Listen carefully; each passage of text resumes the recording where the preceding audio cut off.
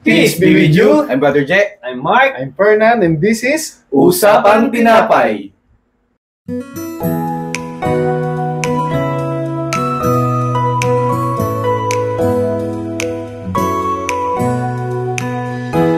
Magandang gabi mga tinapay. Ayos na, bro. Ayos na. Yan. Oo, na parang Alright. natin din nagkita-kita, no? Welcome po ulit sa another episode ng Usapang Tinapay. Yes. Ang ginugunita po natin ngayon ay ang The Solemnity of our Lord Jesus Christ, King of the Universe. Amen. Amen. So, okay. So, simulan na agad natin. Yes. Para matuto na tayo kagad, Yun, no? no? So, Brother Fernan, pwedeng paibasa mo sa atin yung unang pagbasa. Ang unang pagbasa mula sa ikalawang aklat ni Samuel.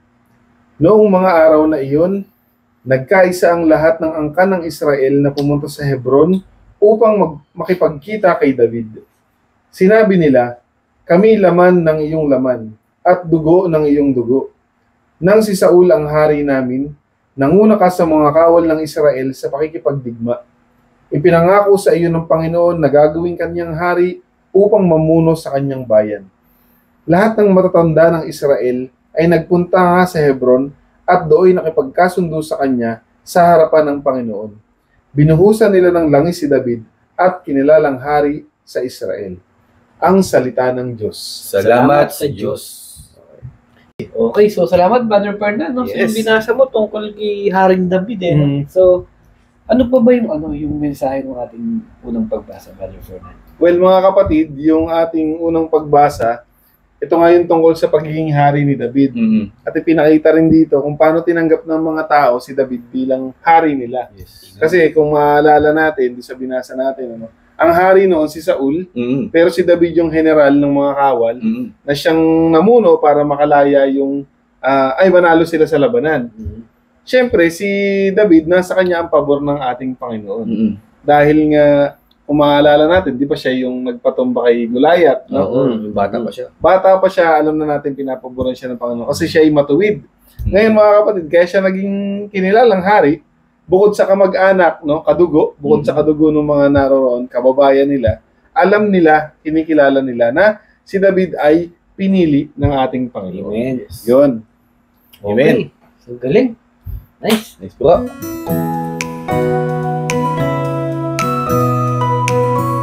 Mga kapatid, no? After nating mapakinggan yung ating first reading, dako naman tayo sa ating ikalawang pagbasa na babasahin ng ating kapatid na si Gerald. Yes po. Ang ikalawang pagbasa ay mula sa sulat ni Apostol San Pablo sa mga taga-Colosas. Lagi kayong magpasalamat sa Ama sapagkat minarapat niyang makabahagi kayo sa mga pangako ng Diyos para sa hinirang na nasa liwanag.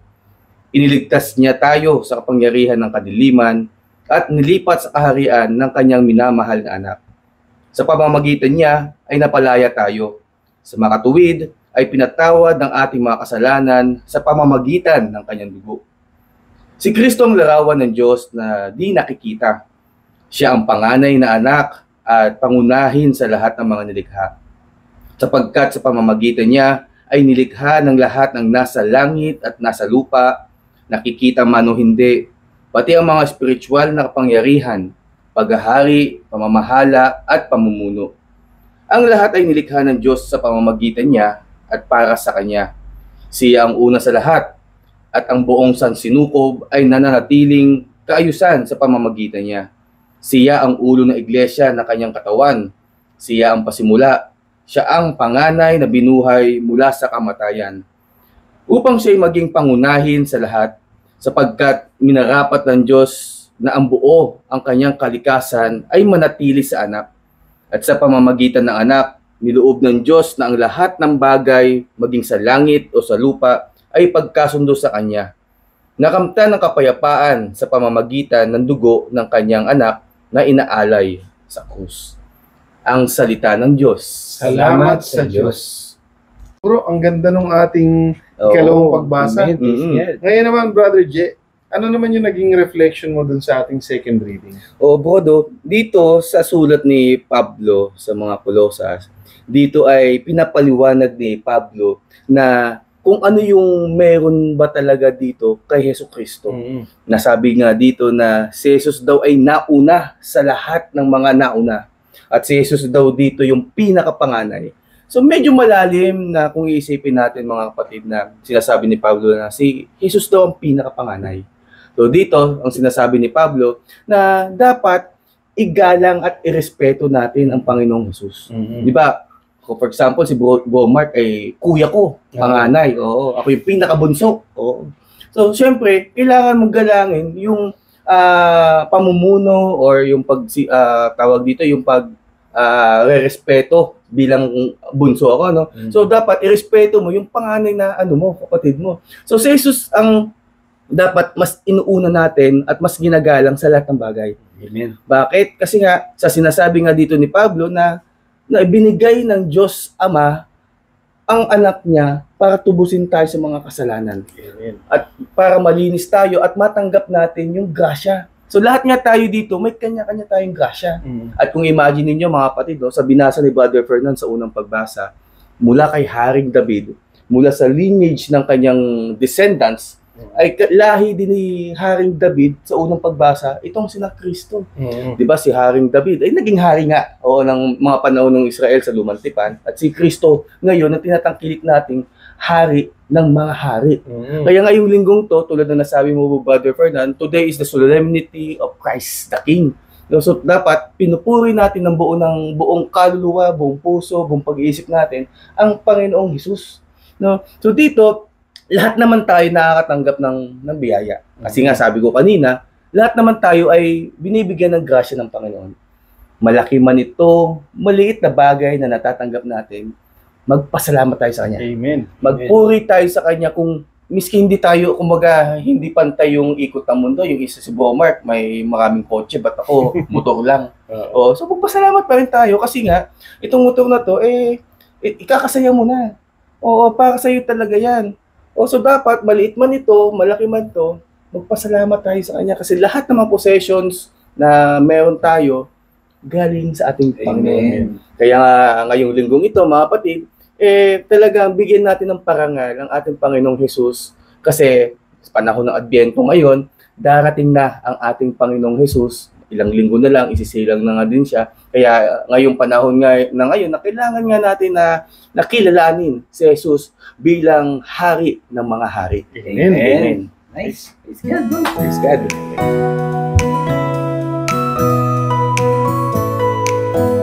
Okay mga brothers, so dako na tayo sa pinaka-highlight ng ating liturgical reading na babasahin ni Brother Mark. Okay. Ang mabuting balita ng Panginoon ayon kay San Lucas. Papuri sa iyo, Panginoon. Noong panahong iyon, nilibak si Jesus ng mga pinuno ng bayan. Anila, iligtas niya ang iba. Iligtas naman niya ngayon ang kanyang sarili. Kung siya nga ang Mesiyas, ang hinirang ng Diyos. Nilibak din siya ng mga kawal, nilapitan at inalok ng maasim na alak. Sinabi nila, kung ikaw ang hari ng mga Hudyo, iligtas mo ang iyong sarili. At nakasulat sa ulunan niya, sa wikang Griego, Latin at Hebreo, ito ang hari ng mga Hudyo. Tinuya siya ng isa sa mga salaring nakabitin at ang sabi, hindi ba ikaw ang Mesiyas? Iligtas mo ang iyong sarili, pati kami. Ngunit pinagsabihan siya ng kanyang kasama, hindi ka ba natatakot sa Diyos? Ikaw may pinarusahang tulad niya, matuwid lamang na tayo parusahan ng ganito dahil sa ating mga ginawa. Ngunit ang taong ito'y walang ginawang masama. At sinabi niya, Jesus, alalahanin mo ako kapag naghahari ka na. Sumagot si Jesus, sinasabi ko sa iyo, ngayon isasama kita sa paraiso. Ang mabuting balita ng Panginoon. Pinupuri ka namin, Panginoong Jesucristo. Amen. So yun mga kapatid, Brother Mark, pamilyar tayo sa kwento ng gospel. So madalas natin siya naririnig, nababasa sa pag-Holy Week, napapanood. So Brother Mark, dito sa binasa mo po, so paano mo siya i-interpret sa amin? Okay, so yung mensahe ng ating mabuting balita, so kitang-kita naman, no? pinakita yung yung pangyayari, no, si Jesus Christ nakapako, Mm. no? Tapos may mga tao sa paligid niya na kinukutya siya, na sinasabihang, o di ba ikaw ang Diyos, ikaw ang Mesiyas, dapat iligtas mo yung sarili mo. Yes. Nasabing gano'n, no? Pero ang ating Panginoon, tahimik lang siya. Mm. Tahimik lang. At may mga kawal, no? Ayun, sinundot pa siya, Oo. binibigyan pa siya ng Maasin masin na alak oo. daw, no? O, iligtas mo yung sarili mo, Panginoon ka eh. Kumbaga, inuudyo ka siyang iligtas ang kanyang sarili na, kasi nga, Diyos siya eh. Lahat ng bagay kaya niya gawin, kaya niya makawala doon. Pero, hindi niya pinapatulan. At meron pang dalawa siyang katabi, yung dalawang magnanakaw na nakasabay niya. Yes. Kasi di ba tatlo silang nakapako doon. So yung isa, masamang magnanakaw, yung isa naman mabuting magnanakaw. No?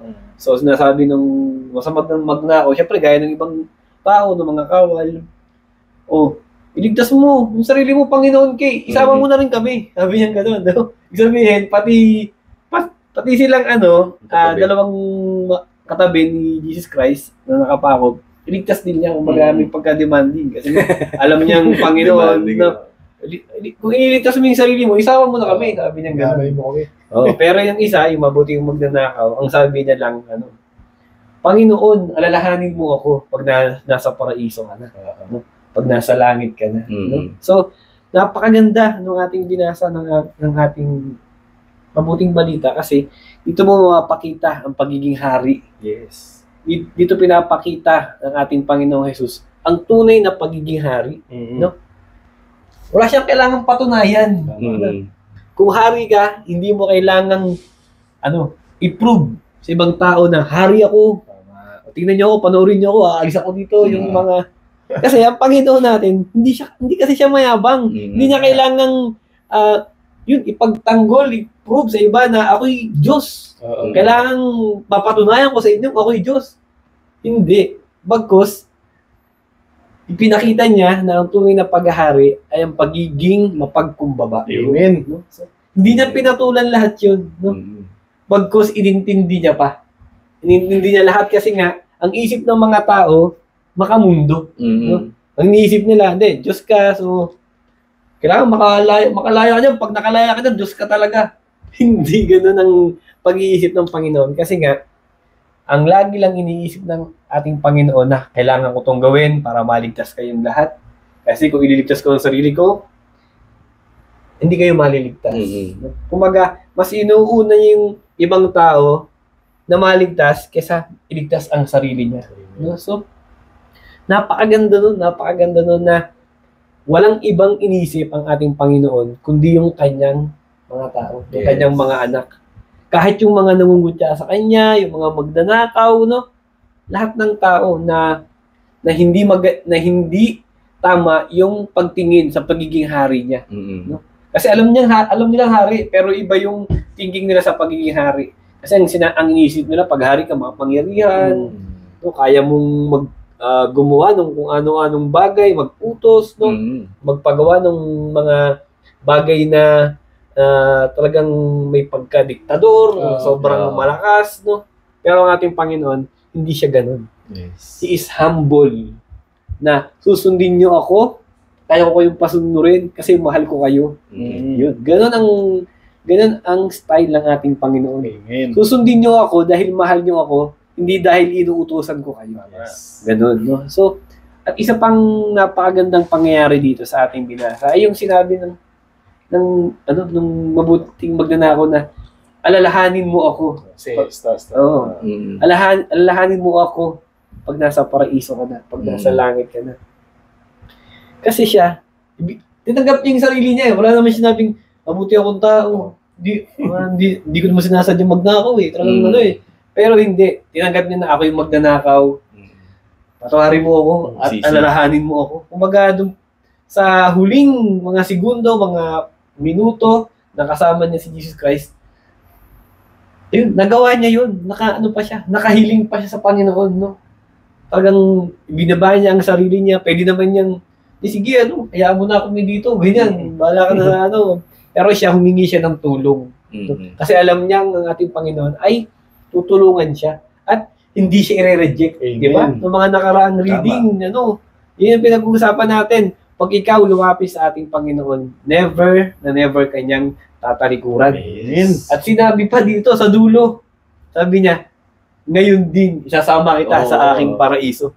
Napakatindi nun. Ngayon din, as in, pagkasabi niya, ngayon din. Oo. Parang kung ako yung sinabi, grabe. Oo. Kaya sabi ko lang, ngayon, isasama niya na ako sa paraiso. Kumbaga sure ka na nasa langit. Oo, Diba? no? Sarap nun. Napakatindi nun. Kasi, ang Panginoon, ganun siya magbigay ng assurance sa atin na pag tayo lumapit sa Kanya, ngayon din, patatawarin kita, ngayon din, mamahalin kita, ngayon din, isasama kita sa paraiso. Yes.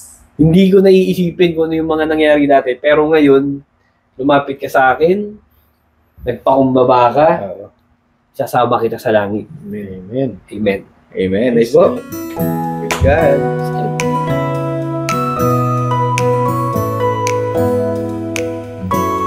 So yun, Brother Mark, sa mga binasa natin sa first and second reading sa Gospel, so, ano tingin mo yung connection ng mga binasa natin bro? Okay, so napakalinaw ng koneksyon ng mga binasa natin mula sa first reading, second, at saka yung gospel, no? Puro tungkol sa paghahari ng ating Panginoon. So, yun, Christ the King, no? King of all kings, no? Yan. Sinasabi pa natin, King no? of Talagang kings. walang ibang hari, wala nang ibang mas tataas sa kanya. Hindi siya lamang, no? Amen. So, sa first reading, si David, no? Pinakita kung paano ba yung maging tunay na hari. No? Yung haring mapagkumbaba, yung haring kasama mo. No? Hindi yung haring diktador na utos na lang ng utos na, gawin niyo yan, sige, patayin mo na yan, yan, tulungan mo yan, hindi ganun. Si David, kung lalaban, kasama siya. Kung lalaban, katulong siya. No? At ano siya, yung simula pa lang, trained na siya, no? Na mag-alaga. Yun, yung pagiging hari na marunong mag-alaga ng mga tao. Kasi bata pa lang siya, nagpapastol na siya. Oo. So, marami na siyang ginagawang mga trainings mula sa Panginoon, no? Yun, pumapatay siya ng mga nanggugulo sa mga alaga niya. Kaya nga niya napatay si Goliath kasi magaling siya Slingshot. mag-slingshot, no? Balatik. Yung paglaban niya sa mga nakakalaban niya sa digmaan, no? Yun yung mga talagang ating Panginoon, ihahanda ka, no? Bago ka maging hari. Amen. At yung mga pinagdaanan mo na yun, yun yung gagamitin mo para pag naging hari na, kasi nung naging hari na si David, naging mabuti talaga siyang hari. Kung saan, ayun nga, pinipili kasi siya, hindi naman niya pinagpipilitan, o gawin niyo akong hari. Siya, nire-recommend siya, sige, suportahan natin siya. At samahan natin siya kung paano ba siya gagawing hari. No? Kasi nga, naging mabuti siyang hari, naging magaling siyang pinuno, naging magaling siyang magaling siyang nung kabataan niya. Kaya nung naging hari na siya, naging magaling din siyang hari. At doon naman sa second reading, pinapakita na yung lahat ng bagay ay nagmula sa ating Panginoon. Nagmula sa Kanya at para sa Kanya kasi nga siya ay hari. Amen. Tayong lahat, nagmula tayo sa Panginoon. At tayong lahat para din sa Panginoon. No? Lahat ng bagay sa mundo ginawa ng Panginoon at lahat ng bagay na yun ay para din sa Panginoon. No? Ibig sabihin, nabalik at babalik lang din sa Panginoon yung lahat ng nangyayari. Lahat ng mga ginawa niya, lahat ng mga nilikha niya ay para lang din sa Kanya. Kaya tayong mga tao, tinatawag talaga tayo mag-serve para sa ating Panginoon. Hindi tayo nabubuhay para sa sarili lamang natin. No? We have to serve our God. At yun yung pinaka number one priority natin. No? Yes. Na unahin ng ating Panginoon. Siyempre dun sa gospel, mabuting balita, no? Ayun. Kung paano yung pagkakapako ni Kristo sa krus ay naging simbolo ng kanyang paghahari. Kasi dati nga pag napako ka sa krus, kahihiyan yan. Pero nung si Kristo napako sa krus, yan pa naging simbolo ng pagmamahal, Amen. ng kaligtasan, Yes. ng habag, ng kapatawaran. No? At yun talaga ang pinagkaiba niya sa lahat ng hari. Kasi siyempre pag tayo nakaisip ng hari, siyempre magarbo, maraming ari-ariya, maraming pera, maganda yung mga damit. Pero si Kristo, sobrang humility na kanya ipinakita na dapat nating gayahin. ganun ang naging kanyang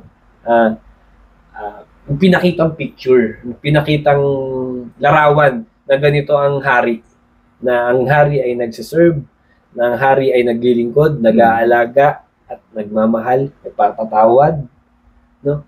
At higit sa lahat ay yun, nagmamahal ng buong puso para sa kanyang mga anak. Amen. Amen. This one, thank you, bro.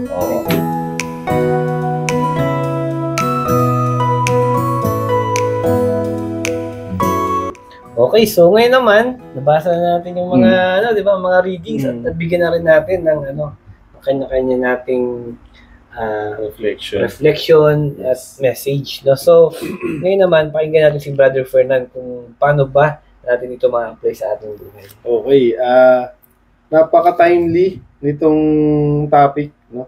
About sa pagiging hari ni Jesus. So, syempre, sinet niya example, pinakita niya, para sa akin na focus ako dun sa paano ka pipili ng hari at paano ikaw kapag ikaw naman yung namumuno. So, dun muna tayo sa pagpili. So, syempre, hindi naman hari ang pinipili natin. Mga leader ng bansa natin. Paano tayo mamimili? So, mga kapatid, siguro naman, sa haba-haba ng history ng Pilipinas, sa dami na nating pinagdaanan na chance para pumili. Hindi ba napapanahon ngayon na ang piliin natin yung kagaya ni David? Na alam natin na maka-Diyos, no? Na alam natin, naniniwala sa Diyos, pinapabura ng Diyos, nagli-lead by example, no? Nangunguna sa laban, hindi mayabang, di ba? Siguro, pag dumating yung chance na tayo ay mamimili ulit. Ito naman yung time na subukan naman natin yung criteria ni Lord. Amen. No? Amen. Huwag na yung criteria ng tao lagi natin ginagamit.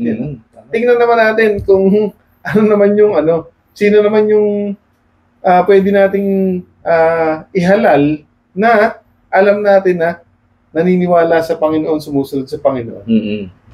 Tapos tayo naman, paano pag nabigyan tayo ng chance? Siyempre, hindi naman tayo magiging hari, no? At malabo naman tayo maging presidente ng Pilipinas. I mean, sa mga ordinaryong bagay na ikaw yung napiling mamuno, na pagkaisa na ikaw yung gawing leader, ano ba dapat mong gawin? So, siyempre, ganun din, no? You have to walk the talk. Hindi pwedeng puro daldal ka lang. Kailangan, kung ano yung pinipreach mo, iniutos mo sa mga tao mo, kailangan, kaya mo rin yung gawin. Amen. Kailangan, mauuna ka lagi, no? Ang hari, nangunguna, no? Leading by example niya. At saka, kailangan i-recognize natin na si Jesus Christ nga ang pinakamataas sa ating lahat. So, yung mga kakulangan natin bilang leader, bilang tagasunod, lahat yan kayang punuan ng ating Panginoon. Amen. So, yung example niya kanina, di ba si Hestas, no? Yung sinabi niya. Nung nirecognize niya yung pagiging hari ni Jesus, di ba sabi niya, alalahanin mo ako kapag naghahari ka na. Nirecognize niya ang paghahari ni Jesus. So, sa madaling sabi, sinama siya ni Jesus sa kaharian niya. Kasi kinilala niya ang hari ang ating Panginoon. Pero kapag lagi natin kinukontra yung authority ni Lord, pag lagi nating binababa yung ranggo niya, minimenos natin yung pagka-Diyos niya, sinasabi natin, tao yan, hindi yan Diyos. Mga kapatid, napakalaking pagkakasala yun sa ating Panginoon. That is blasphemy. No? Si Lord, sabi nga, no, lahat ng bagay ginawa para sa Kanya at sa pamamagitan niya. At lahat yun ay para sa Kanya. So, paano mo paano mo ibababa yung ranggo ng isang napaka-divine na tao? Well, anyway, mga kapatid, ang bottom line, no, every time na may gagawin tayo na we need to take the lead kapag kailangan nating manguna sa mga bagay, kailangan ang lagi nating standard. Ano ba yung example na pinakita ni Lord? Yun lang yung sundan natin, mga kapatid, and for sure, hindi tayo magkakamali. Yun lamang, mga kapatid. Amen. Okay, ngayon naman, pakinggan naman natin yung magiging application ng ating kapatid na Yes, amen. So itong panahon natin ngayon ay, lalo itong week na to, o sa mga darating pang mga araw, ay panahon talaga ng paghahari ng ating Panginoon.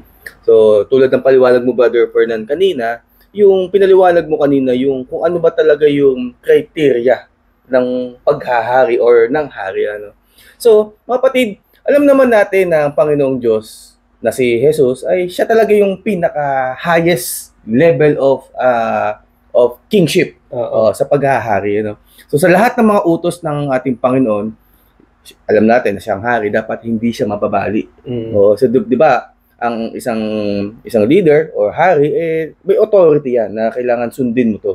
So, ganun din ang sinasabi ng ating Panginoon. So, ano lang kahilingan ni Lord sa atin, ng ating Panginoong Jesus, na purihin ang ating Panginoon. Amen. Dakilain din natin, na kilalanin natin ng Panginoong Jesucristo kung sino ba talaga si Kristo. Amen. So, sa pagkagising pa lang dapat sa umaga, mga kapatid, magpasalamat na tayo. Amen. Kasi yung pinaka-greatest gift or grace ng ating Panginoon is yung buhay natin. Amen. Sabi nga din ni Brother Mark o ni Brother Fernan na babalik din tayo sa takdang panahon kay Jesus. So, every morning, paggising natin, pagmulat ng mata, pasalamat na tayo sa Panginoon. Amen. Magdasal tayo, purihin natin siya. Panginoon, thank you sa panibagong araw, panibagong gising ngayong umaga, Lord. So, pinupuri kita, Panginoon. Sana sa pagdating ng buong araw na aking haharapin ay samahan niyo ko. Yung mga ganong prayer, ganong worship. Kasi, hindi natin alam kung ano mangyayari sa isang buong araw natin. Kaya humingi tayo ng guidance at protection sa ating Panginoon na gabayan tayo everyday. Amen. So huwag nating kakalimutan na magbigay pasalamat kasi ang lahat ng mga bagay galing nga sa Kanya Amen. At alam natin na ang ating Panginoon na siya yung tinatawag nating Diyos ng lahat. Siya yung anak ng Diyos Ama na tinuturing natin na Diyos, at lahat ng mga possessions natin ay galing naman talaga sa Kanya. Amen. Kaya magbigay tayo pa sa salamat, purihin natin, sabihin natin sa kada prayer natin, yung adoration na prayer natin na Lord, you're King of Kings. You are the Lord of all lords. Mga ganyan. So, yun yung application ko sa akin. Amen. Thanks. Okay, Brother Mark, so para sa iyo naman po, so paano mo siya maa-apply sa buhay mo, pamilya mo, trabaho mo, yung mga binasa natin ngayon?